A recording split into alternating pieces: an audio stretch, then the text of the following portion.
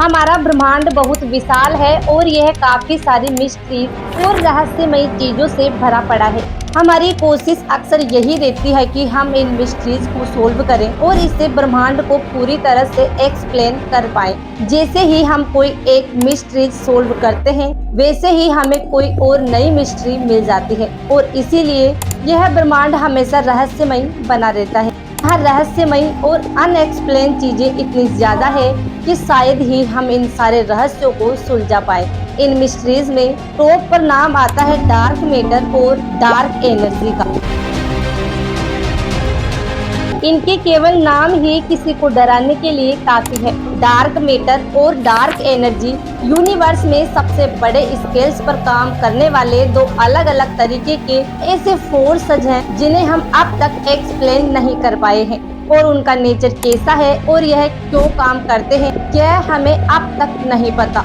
Stephen Hawking, जिसके बारे में आप सब जानते ही होंगे, जो विश्व भर में विख्यात एस्ट्रोफिजिक्स थे, उनकी किताब a brief story the time आज भी इंटरनेशनल बेस्ट सेलर्स की लिस्ट में टॉपर के नीचे आती है। उन्होंने एक बार कहा था, the missing link in cosmology is the nature of dark matter and dark energy, यानी कि कॉस्मोलॉजी की सभी गुत्थियों को सुलझाने के लिए जो चीज छूट रही है वो डार्क मैटर और डार्क एनर्जी का नेचर है। इसका हॉट या कोल्ड होना सीधा जुड़ा हुआ है इसके पार्टिकल्स की वेलोसिटी से। इसके बारे में और जानने से पहले चलिए आपको बता देते हैं डार्क मैटर के बारे में। डार्क मैटर के बारे में सबसे पहले एडवाइस दी थी डार्क केल्विन ने। उन्होंने 1880 के दशक में मिल्की वे में मौजूद डार्क बॉडीज के बारे में बताया। जैसा कि हम जानते हैं, गैलेक्सी में मौजूद हर स्टार गैलेक्टिक सेंटर का चक्कर लगा रहा है, बिल्कुल उसी तरह जिस तरह सौर मंडल में सभी पिरामिड सूर्य का चक्कर लगा रहे हैं। गैलेक्सी में मौजूद स्टार्स के चक्कर लगाने की स्पीड को देखकर उन्होंने जब मिल्की वे का मास कैलकुलेट किया तो रिजल्ट बहुत बड़ा था। अगर मिल्की वे में दिखने वाले सभी स्टार्स के मास को छोड़ दिया जाए तब भी ये लॉर्ड केल्विन के रिजल्ट से काफी छोटा आएगा। इसका मतलब जितना मास विजुअल स्टार का है उससे कहीं ज्यादा मास मिल्की वे की गैलेक्सी में मौजूद है। इसका सीधा मतलब यही है कि ऐसे कई स्टार्स हैं जो हमें दिखाई तो नहीं दे रहे लेकिन उनकी ग्रेविटी गैलेक्सी को अफेक्ट कर रही है और इसीलिए स्टार्स के चक्कर लगाने की स्पीड हमारी उम्मीद से कहीं ज्यादा है। डार्क मैटर की थ्योरी यह बताती है कि हमारे ब्रह्मांड में काफी सारा ऐसा मैटर है जो मौजूद तो है लेकिन यह लाइट या किसी भी प्रकार के विद्युत चुंबकीय विकिरण के साथ इंटरेक्ट नहीं करता, जिस कारण यह मैटर ग्रेविटी के थ्रू अपना प्रभाव इस ब्रह्मांड पर डालता है। डार्क मैटर उन कणों से बना होता है जिन पर कोई आवेश नहीं होता है। ये कण डार्क है क्योंकि वे प्रकाश का उत्सर्जन करते हैं, अतः गुरुत्वाकर्षण के साथ अंतःक्रिया करते हैं। डार्क मैटर ने आकाश गंगाओं के निर्माण और ब्रह्मांड के विकास में काफी महत्वपूर्ण भूमिका निभाई है।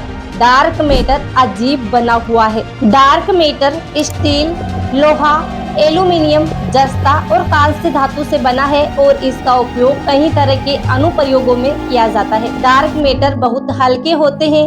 डार्क मैटर दृश्यमान पदार्थ से लगभग 6 गुना अधिक भारी लगता है, जो ब्रह्मांड का लगभग 27% हिस्सा बनाता है। डार्क एनर्जी ब्रह्मांड का लगभग 68% हिस्सा बनाती है और अंतरिक्ष में वैक्यूम से जुड़ी हुई प्रतीत होती है। यह पूरे ब्रह्मांड में समान रूप से वितरित है। इससे एक प्रतिकर्षण बल उत्पन्न होता है जो पूरे ब्रह्मांड के विस्तार को तेज करता है। हमारे इस ब्रह्मांड में डार्क मैटर की एक बहुत बड़ी भूमिका है।